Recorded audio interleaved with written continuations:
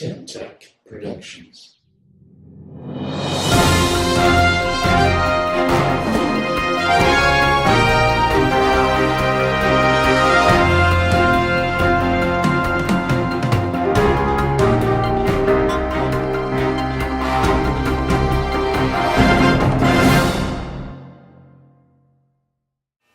Hi, welcome to another episode of Tech Time with Tim. Today I'm going to be talking about two things. One item I haven't yet used, but will be planning on using it in the upcoming weekend, and another item that I've messed around with before, and it works as promised. So let's start with the brand new one that I haven't used yet. It is a Flip Mino. You've probably seen these things around. The flip cameras have been out, for quite some time. I'll walk in closer here. The skin itself is a photo that I sent up with my request that they put on here. So this is a photo that we took, I believe in St. Martin, and you just plop it on. So you can do any kind of customization with the thing, whether it's a photo. They have defined designs. There's a pattern generator. You can go ahead and start messing around with that kind of stuff. But as you can see, it's a very small device. It holds about 2 gigs worth of data on it. I think 640 by 480 is the resolution. It has everything on it that you would need in order to upload and transfer photos. So the software for Windows as well as Mac is actually on this thing. It has a USB connection on the top. You just click a little button, boink, pops up, plug it into the side of the unit, and off you go. So it's kind of handy that way. And the controls are touch sensitive. I'll just pop this thing on. Okay. So, oh, this is freaky. It's me watching me.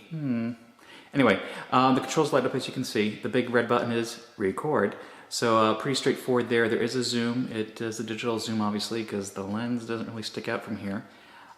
It's pretty straightforward to do. Battery takes about, I think, 2 hours to completely charge. Haven't used it as of yet, but it actually does some pretty good pictures that way from just messing around with it before. So maybe I'll do some testing with that later. So anyway, that's that one. This price, I think it was $179. I guess what it is. Again, for any kind of color combination you'd want or you can afford to put on the thing.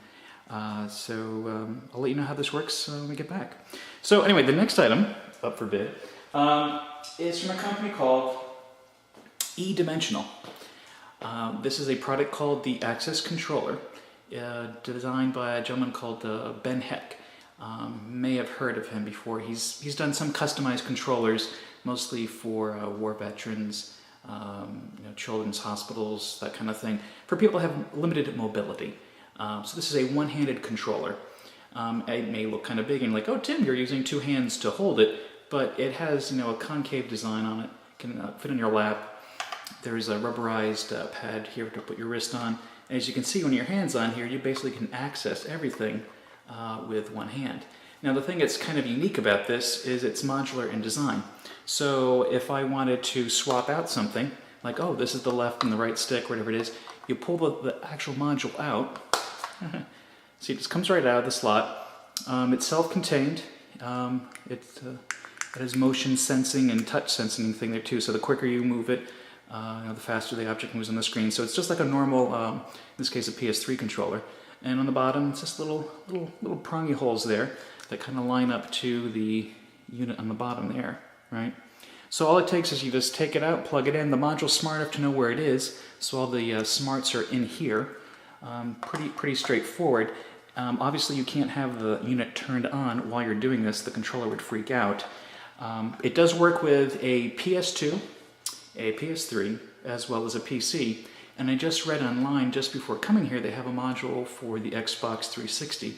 Don't know how that kind of works. It'd be kind of cool to see. On the back of the unit is a small little button right over here. That is the power switch that turns the unit on. It takes 3 AA batteries. So this is a wireless device. It operates at the 2.4 gigahertz frequency rating.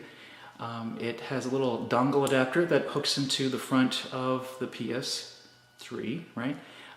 So that's self-powered in the USB hub. So once that's on, you turn this on, the controller works just like the normal PS3 controller. Press the button, boom, thing comes on. and everything works as promised. So I had this set up for the NASCAR 2009 racing game there, and it actually works pretty well. So pricing on this guy, ooh, I think this is like $129. Available, I think right now. I ordered this about 4 or 5 months ago because I was afraid it would be sold out right away. Been looking for one of these things as we have someone that actually needs to use this. So that's it. It's the Axis controller. It's by E-Dimensional, and give it a shot. Alrighty. Thank you and have a good day. End of line.